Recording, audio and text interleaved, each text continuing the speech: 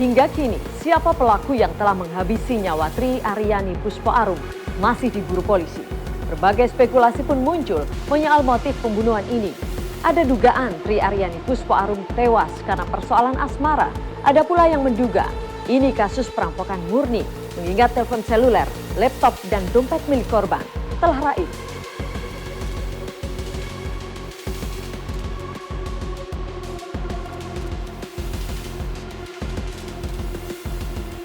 Cari.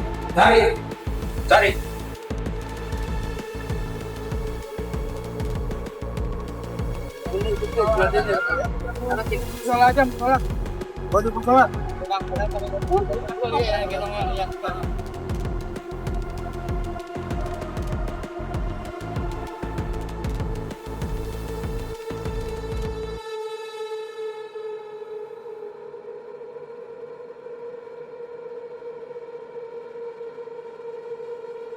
Kasus tewasnya mahasiswi SA Unggul Tri Aryani Puspo Arum hingga kini masih menjadi misteri.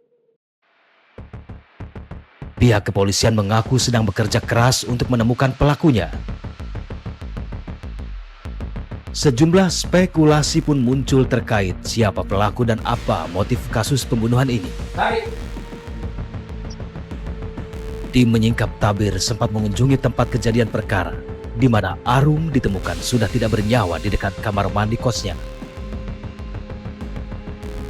Di tempat ini kami bertemu dengan Clifford, warga negara Nigeria yang secara kebetulan tinggal persis di sebelah kamar kos Arum.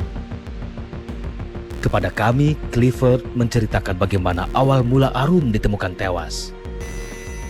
And the next person I saw was her, a lady on hijab, a young girl on hijab. She looks like maybe between 17 to 21 years. So she was like calling for help, and then she left the room and then came over to the balcony and then staring if the help or whatever is coming and looking. And then within 3 or let's say maybe 30 seconds or thereabout, a young man, the one that met me the first time, the same young man, the slim young man, now rushed up crying. And then I was like, now I know something is really wrong with my neighbor. And then I stood out on trying to move in with them to see what was happening. The chubby girl just said, "Mister, please help." Clifford juga menceritakan kalau sehari sebelum ditemukan tewas, ia sempat melihat Arum sedang bercengkrama dengan seorang lelaki. I saw her standing with someone. The person was standing right here on top. At the balcony? Yeah. And then she opened her door. He was like composed, not stressed, you know. His face is unusual because I never saw him before. Okay. And then what next? The only feature I could remember now is he looks odd. He looks odd. Yeah, his face has scar. Scar? Yeah. Where? I can't really picture exactly where, but I remember he has scar. His body is not fair as you. He is like a brownish Indonesian. Tri Aryani Puspo Arum ditemukan tewas secara mengenaskan di kamar kosnya.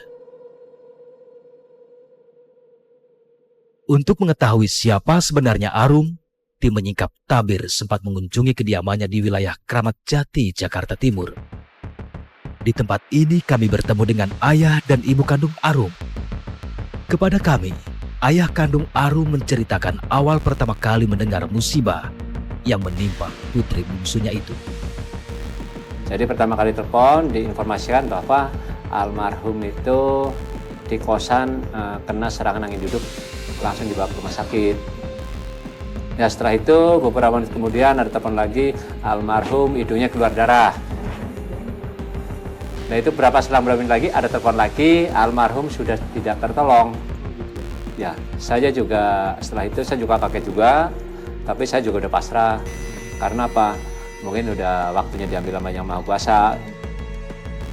Menurut Kasim, hingga saat ini keluarganya masih belum mencurigai siapapun terkait kasus tewasnya Arum.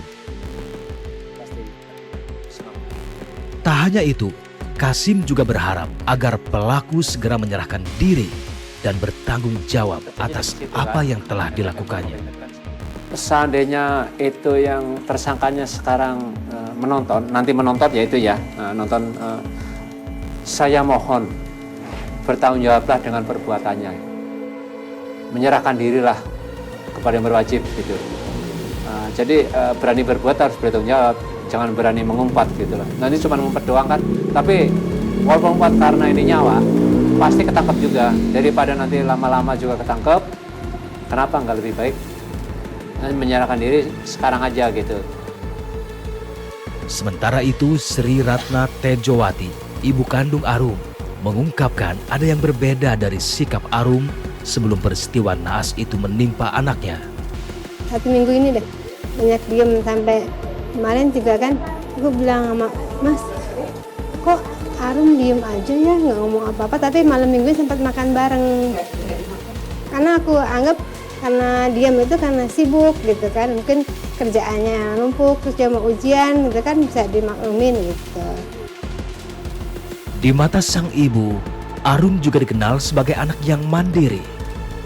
Seorang ibu pasti anaknya lalu ya depan orang tua baik, jadi anak yang baik, dia mah baik.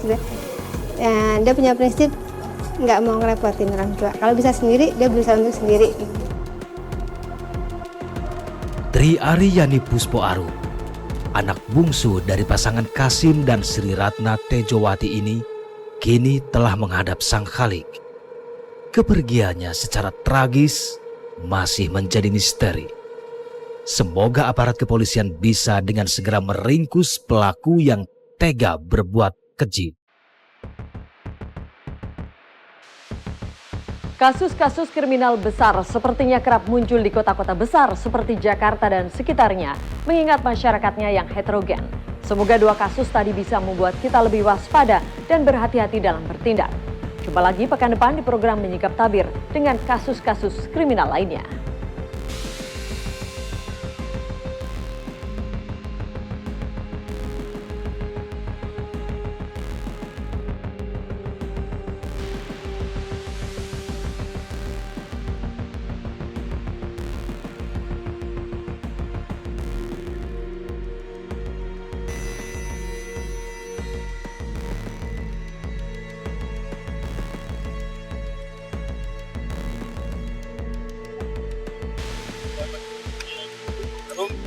Di Bapak Kasim.